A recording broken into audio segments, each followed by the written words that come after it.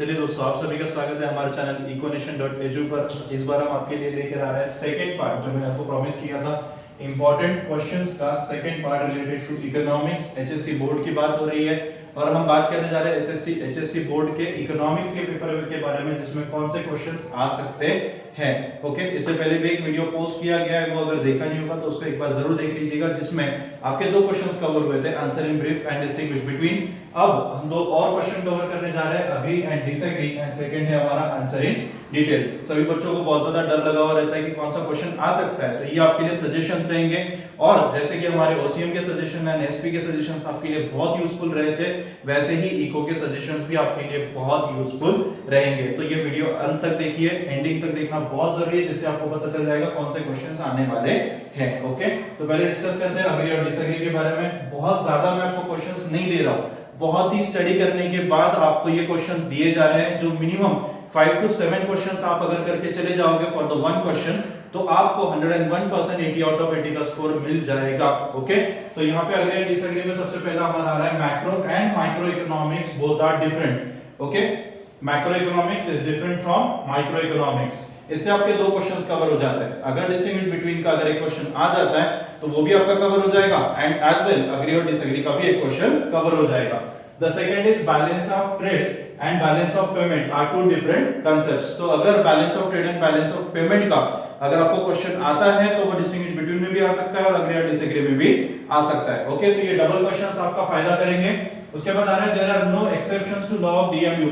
अगर आपको 8 मार्क्स के क्वेश्चन में भी लॉ ऑफ डीएमयू बनता है विद अजम्पशन और विद एक्सेप्शन, तो वहां पे भी आपके 4 मार्क्स कवर हो जाएंगे और 8 मार्क्स यहां पे भी कवर हो जाएंगे। ओके, तो नेक्स्ट है हमारे पास supply curve of labour is backward bending. ये वैसे तो ज्यादा पूछा नहीं गया है, लेकिन मेरे हिसाब से ये बहुत ज्यादा मैटर करता है क्वेश्चन, क्योंकि इसमें बहुत सारा मतलब आप अगर देखेंगे तो एक्सेप्शन का भी आपका एक पॉइंट कवर हो रहा है, supply curve of labour is backward bending, as well supply का भी कांसेप्ट क्लियर हो रहा है। ओके, तो ये भी एक सप्लाई का टॉपिक है।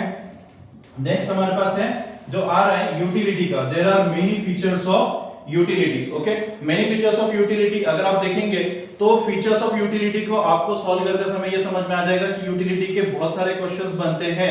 जैसे लॉ ऑफ डीएमयू बनता है, वैसे ही आपके फीचर्स ऑफ यूटिलिटी भी बनेंगे। ओके, तो इसमें आपको ज्यादा नहीं लिखना होता है। आपके 12 मार्क्स के लिए ये क्वेश्चन आता है, यानी 3 होता है, तो उसमें 12 मार्क्स में भी आपको 4 से 5 पॉइंट्स ही लिखने हैं।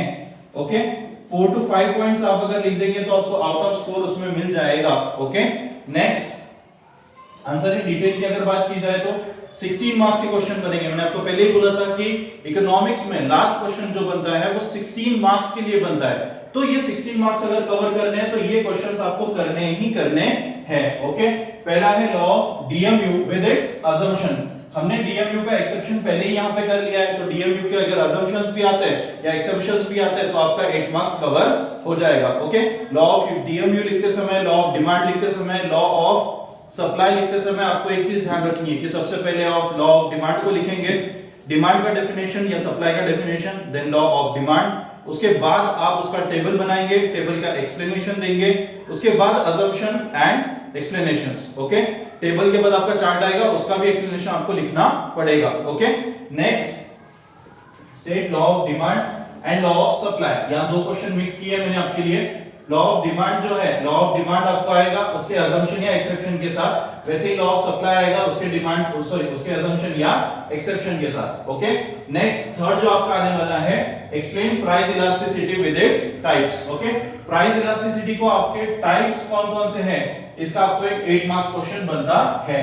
उसके बाद आएगा national income with its practical difficulties. आपको 4 मार्क्स के लिए ये सवाल यहां पे भी आता है अग्री और डिसएग्री में, या आंसर इन ब्रीफ में भी आ सकता है कि there are no practical difficulties in measuring national income, involve in measuring national income. यहां पे अगर पूछ लेता है तो 4 मार्क्स का बनेगा, और national income with its practical difficulties that is involve in measuring national income अगर बनता है तो वो 8 मार्क्स का यहां पे बनेगा। ओके, तो उसके बाद हमारे पास फिफ्थ क्वेश्चन जो बन रहा है लास्ट है हमारा explain various sources of public revenue. Okay, तो ये टोटल 5 क्वेश्चंस है, जिसमें आप मोस्टली बोल सकते हो कि 5 की जगह पे 6 हो जाएंगे, क्योंकि लॉ ऑफ डिमांड भी है और लॉ ऑफ सप्लाई भी है। तो ये टोटल 5 to 6 क्वेश्चंस है जो मैंने आपके लिए चुन चुन के बनाए, बहुत मेहनत से बनाए। आप अगर इसको कर लोगे तो 101% आपका 80 आउट ऑफ 80 स्कोर आएगा ही आएगा। तो हमारा टारगेट है बच्चों कि हमें 80 आउट ऑफ 80 लेना है इकोनॉमिक्स में। एज वी ऑल नो हमारा चैनल है econation.edu, तो इसका इको बिलोंग करता है इकोनॉमिक्स के लिए, जिसमें आपको 101% स्कोर करना है। तो यस, इकोनेशन को सब्सक्राइब करना, लाइक करना और शेयर करना मत भूलिए। अगर आपको ये वीडियो पसंद आता है तो आपके दोस्तों को भी ये शेयर कीजिए, अकेले फायदा मत उठाइए। Okay, thank you.